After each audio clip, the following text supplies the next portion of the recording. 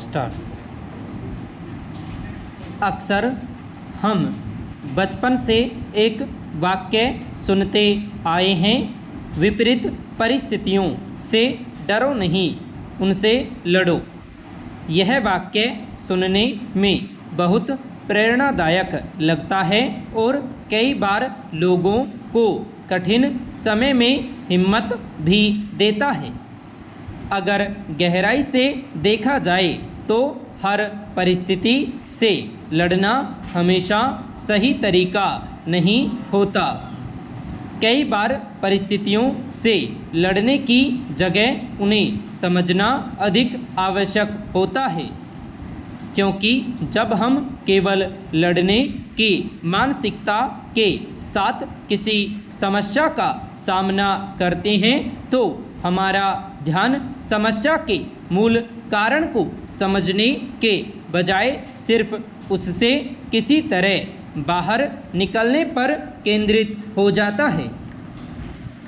ऐसी स्थिति में हमारा मन और मस्तिष्क दोनों ही असंतुलित अवस्था में होते हैं। तनाव, घबराहट और असुरक्षा की भावना हमारे निर्णय को प्रभावित करती है। परिणाम स्वरूप हम जो भी कदम उठाते हैं वे कई बार जल्दबाजी में उठाए गए होते हैं।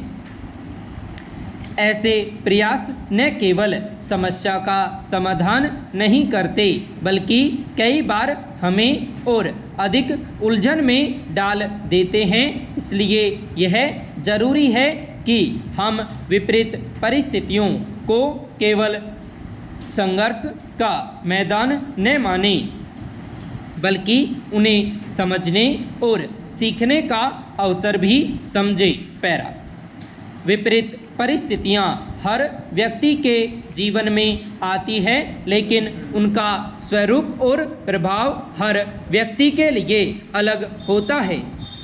किसी के लिए आर्थिक कठिनाई सबसे बड़ी समस्या हो सकती है, तो किसी के लिए संबंधों में तनाव या मानसिक दबाव। यही कारण है कि एक ही सलाह सभी लोगों के लिए समान रूप से उपयोगी नहीं हो सकती। हम अक्सर लोगों को सामान्य रूप से यह कह देते हैं कि घबराओ मत, मजबूत बनो, परिस्थितियों से लड़ो, मगर यह समझना भी उतना ही जरूरी है कि हर व्यक्ति की मानसिक क्षमता और संवेदनशीलता अलग अलग होती है। उदाहरण के लिए कोई व्यक्ति स्वभाव से अत्यंत संवेदनशील होता है। ऐसी स्थिति में जब वह किसी कठिन दौर से गुजर रहा होता है तो उसका मन पहले ही बहुत अधिक दबाव में होता है। अगर ऐसे व्यक्ति को केवल यह कह दिया जाए कि शांत रहो या मजबूत बनो, तो यह सलाह उसके लिए पर्याप्त नहीं होती। कई बार वह और अधिक असहाय महसूस करने लगता है। वास्तव में ऐसे समय में उसे समझने, सुनने और सहारा देने की आवश्यकता होती है। जब कोई व्यक्ति महसूस करता है कि उसे समझा जा रहा है और उसका साथ दिया जा रहा है, तब उसके भीतर स्वयं ही शांति और संतुलन लौटने लगता है। पैरा। विपरीत परिस्थितियों से निकलने का सबसे प्रभावी तरीका यह है कि पहले हम उस स्थिति को पूरी तरह समझने का प्रयास करें। समस्या क्या है, उसका कारण क्या है और उसका प्रभाव किन किन पहलुओं पर पड़ रहा है। इन सभी बातों पर शांत मन से विचार करना आवश्यक होता है। जब हम थोड़ी देर रुककर स्थिति को देखते हैं तब कई बार हमें ऐसे पहलू दिखाई देते हैं जिन्हें जल्दबाजी में हम अनदेखा कर देते हैं। इसके साथ ही अपनी भावनाओं को नियंत्रित करना भी बहुत महत्वपूर्ण होता है। जब मन अत्यधिक विचलित होता है तब सही निर्णय लेना कठिन हो जाता है।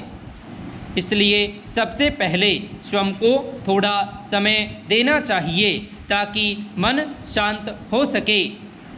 यह शांति हमें स्थिति को स्पष्ट रूप से देखने की क्षमता देती है। जब मन स्थिर होता है तब हम तर्क और विवेक के साथ सोच पाते हैं। पैरा।